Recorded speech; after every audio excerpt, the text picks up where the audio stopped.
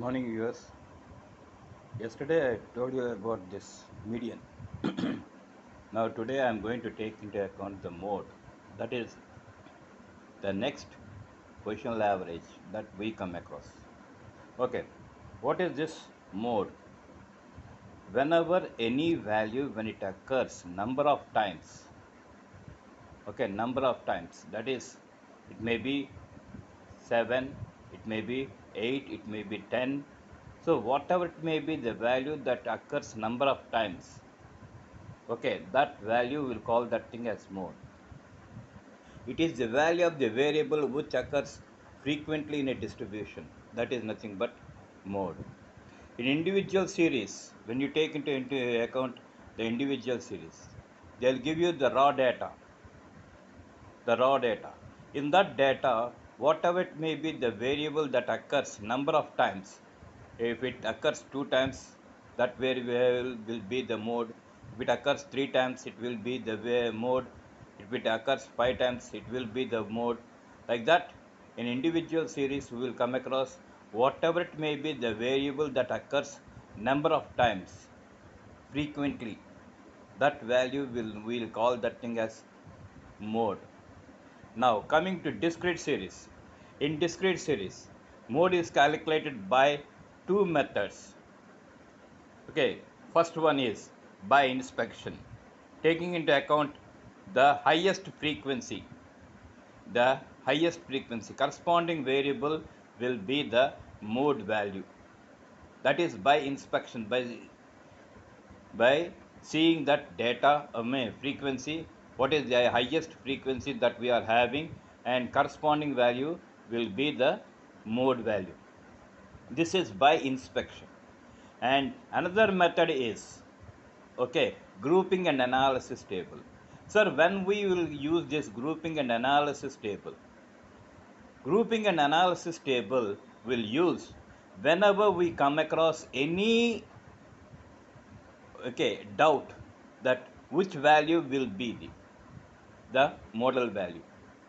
Because when we go for frequency, if you come across a small difference between the frequencies, suppose if the frequency is, the first frequency if it is 20, the second frequency is 21, and the third frequency is 22, then we'll come across a doubt which one is the model value.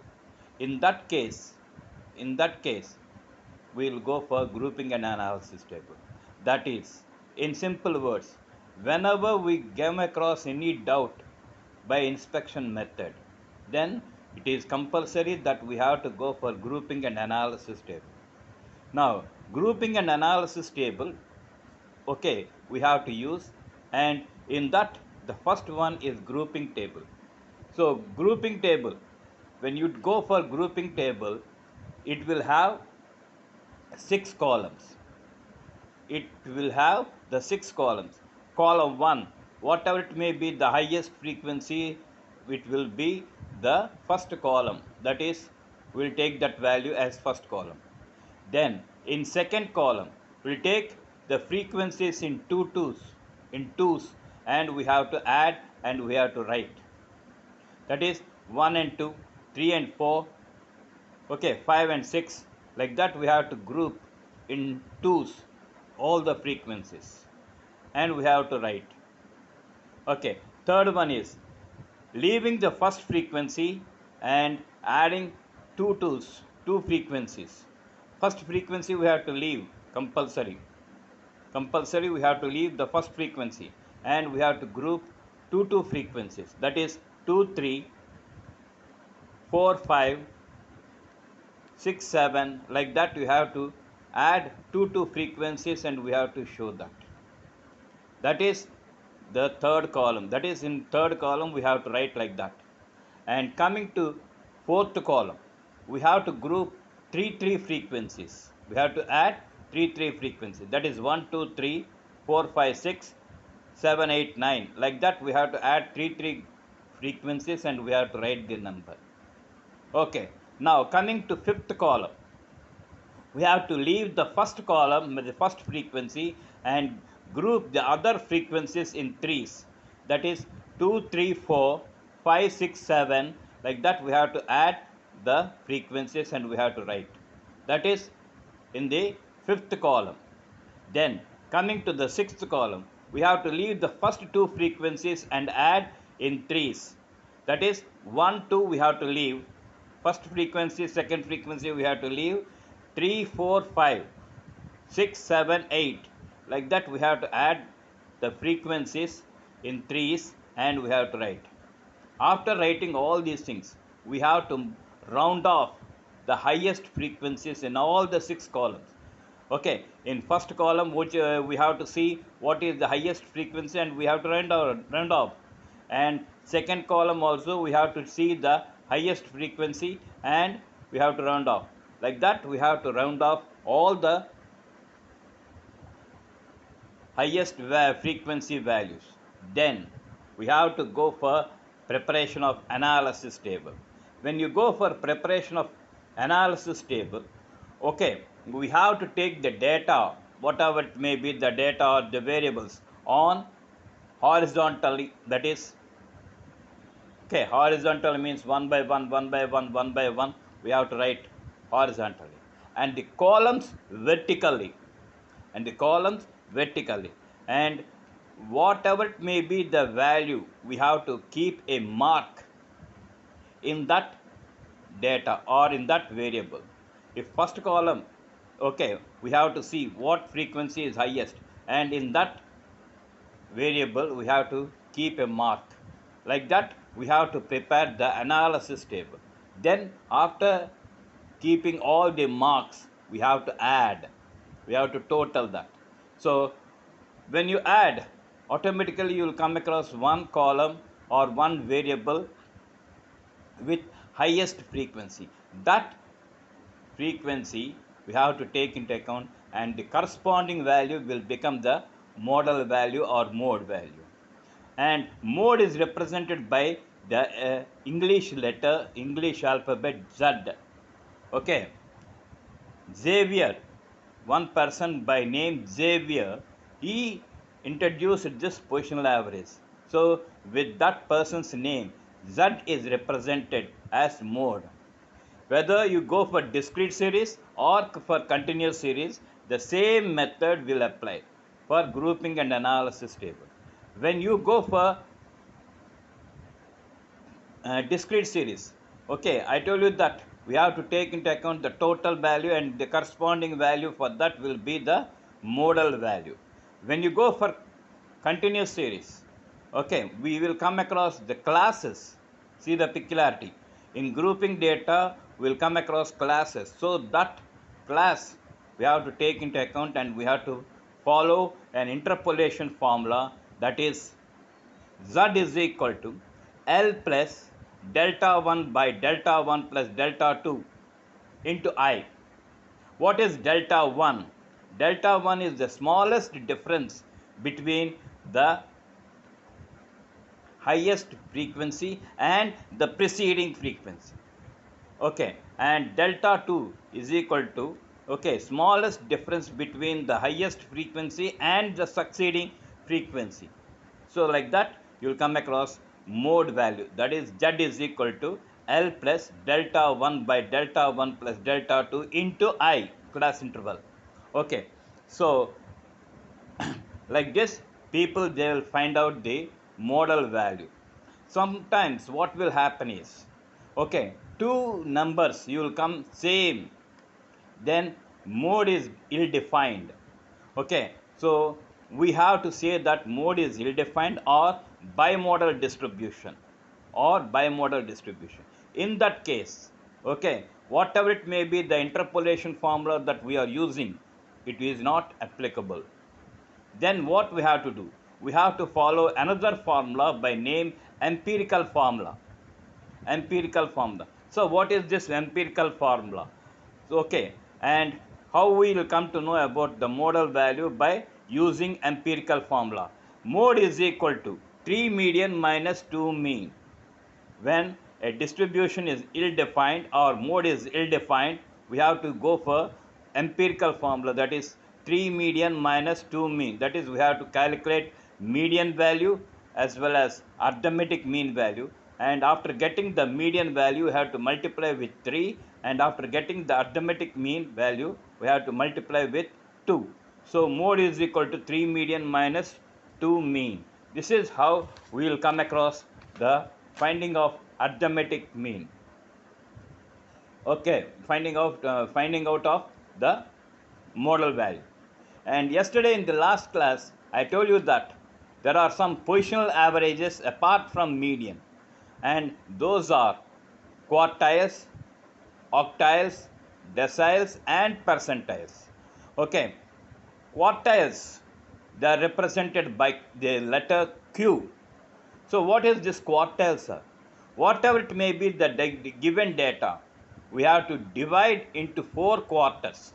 Leaving 1 quarter and considering the 3 quarters, we will call that as quartiles. Okay, that is 25%, 50%, 75%, and 100%. So leaving one part, that is 100% part, and considering the 75% part, we will call that thing as quartiles. In that, you will come across Q1 and Q3. We have to take into account the Q1 value as well as Q3 value. Now, in individual series, okay, you may ask me, sorry, before going to individual series, I'm sorry to tell you that. Sir, you are taking the first quartile and third quartile. What about second quartile? Second quartile value is equal to median value. Okay, that is compulsory. Second quartile value is equal to median value. Now we have to go for individual series. In individual series, when you are going to find out the first quartile, that is Q1, okay, the formula is size of n plus 1 by 4th item. Size of 1 plus n plus 1 by 4th item. That is nothing but it gives us the size of the item. Okay, the size of the item. That is first quartile. Third quartile, Q3 is equal to size of 3 into n plus 1 by 4th item. That is, it will give the size of the item of third quartile. Then, after that, if you go for discrete series, same, okay, Q1, Q3. Q1 is equal to, first of all, you have to take into account, okay, Q1 is equal to size of n plus 1 by 4th item. Okay, then you have to take into account the cumulative frequency. So whatever it may be the value that lies in the cumulative frequency, opposite value, corresponding value will be the first quartile value. In the same way, Q3, okay, Q3 is equal to size of 3 into n plus 1 by 4th item. So that value we have to see in the cumulative frequency. That is, first of all, you have to find out the cumulative frequency for the distribution, and where this value it is lying in the cumulative frequency, corresponding value will be the third quartile value. Like that you will come across in discrete series. Now this procedure it will change in continuous series. Okay, Q1 in continuous series, how we will come to know about this first quartile value and third quartile value? There are two formulas. First of all, we have to find out the size of the item, and the second one is the interpolation formula, that is to find out the actual Q1 value. Now Q1 is equal to size of n by 4th item. There is no necessity for you to add 1, like how you see in median in continuous series. Their size of n by 2th item. Here in the same way, here there is no necessity for you to add 1. Okay, Q1 is equal to size of n by 4th item. That value you have to see in the cumulative frequency, and corresponding class will be the class where the first quartile lies. Okay, then we have to go for interpolation formula. Q1 is equal to L plus n by 2 minus F by F into I. The same interpolation formula that we are using to calculate median value, the same formula we have to use over here. But here you have to take into account 4. Okay, Q1 is equal to the Q1 is equal to L plus n by 2, n by 4, sorry, not n by 2, n by 4 minus Cf by F into I. That is the first quartile value. And in the same way, if similarly, when you go for third quartile, you will come across Q3 is equal to size of 3n by 4th item. We have to find out the size of the item. Then after getting the size of the item, we have to see that in the cumulative frequency. Sorry. You have to see in the cumulative frequency and corresponding class, whatever it may be, the corresponding class, it will be the third quartile class. That is, in that class, the third quartile value lies. Okay, third quartile class means that thing, that class where the third quartile value lies. So same interpolation formula also it will be used. So Q3 is equal to 3n by 4 minus Cf by F into I. Okay, 3n by 4 is equal to size of the item. Size of the item. Okay, Cf, preceding cumulative frequency of the Q3 class. Q3 class, preceding cumulative frequency of the preceding class. F is equal to frequency of the third quartile class, and I is equal to the class interval. Like this, you have to find out. In the same way, you will come across octiles. Octiles means 8. So dividing the given data into 8 parts, leaving one part and considering the 7 parts is nothing but octiles. Octiles. Okay, there also in same as that of quartiles, you will come across individual series, discrete series and continuous series. In discrete series, you have to take into account first of all the cumulative frequency, and you have to find out the size of the first octile. So n plus 1 by 8 item, n plus 1 by 8, octiles means 8, so you have to use 8 over there. So same thing. Okay, the number will be changed, the number only will be changed. Instead of going for 4, you have to write 8 here, and remaining procedure is same in octiles also. And coming to deciles, okay, dividing the given data into 10 equal parts, leaving one part and considering the 9 parts is nothing but deciles. Okay, so it starts with D1 and ends with D9. It starts with D1 and ends with D9. So same procedure. Instead of writing 4, 8, we have to write 10. And the formula is same whether you go for interpolation formula or size of the item formula, whatever it may be, the formula is one and the same. It won't change. Now coming to percentiles. Okay, instead of writing 10, we have to write 10. That is dividing the given data into 100 equal parts, leaving one part and considering the remaining 99 parts is nothing but percentiles. So like this, you will come across the other positional averages.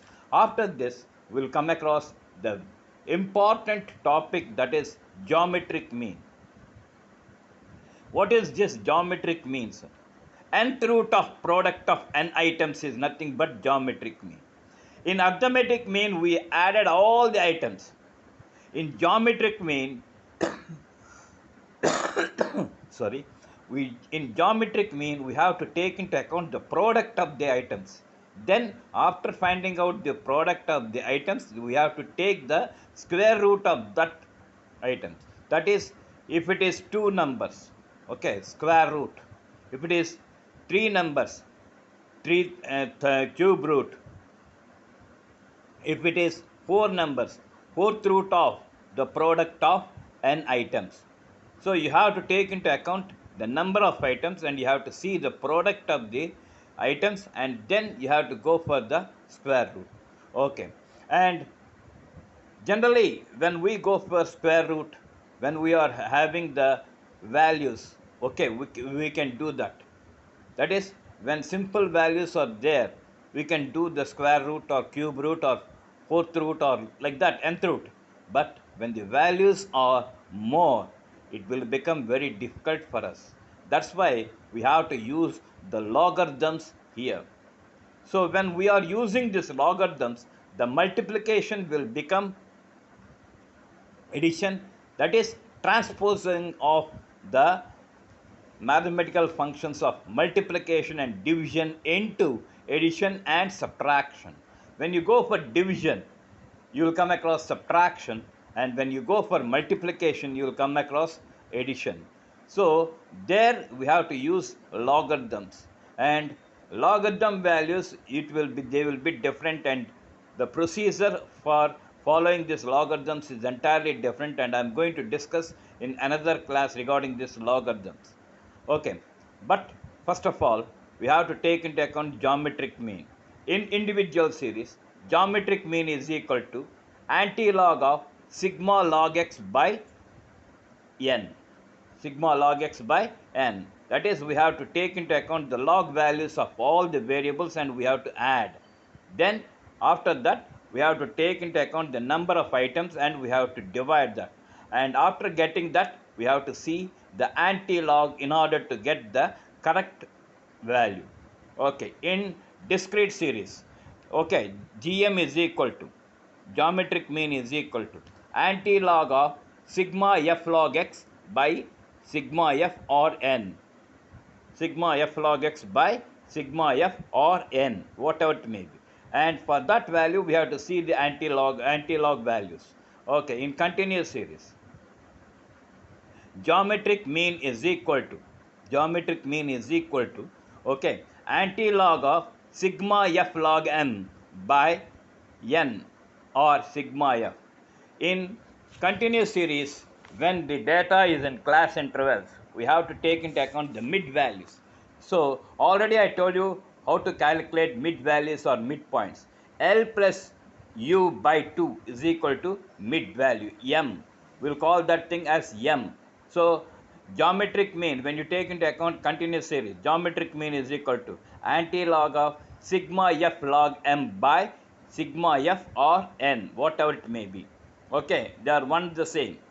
Okay, like this you will come across. And when you go for mathematical properties, okay, when you go for mathematical properties, same thing will appear. Okay, that is, you have to take into account combined geometric mean and combined geometric mean of two groups, as well as combined geometric mean of three groups. And apart from that, you will come across weighted geometric mean. Sir, what is this? Same as that of arithmetic mean. Here also we have to find out the weighted geometric mean. When weights are assigned, you have to take that. Okay, weighted geometric mean is equal to, okay, anti-log of sigma w log x by sigma w. This is the formula to calculate the weighted geometric mean in the given question. So with this, I am going to stop, and the next portion, that is harmonic mean and other things, I am going to continue in the next class. If you like this, please subscribe to my channel. Thank you.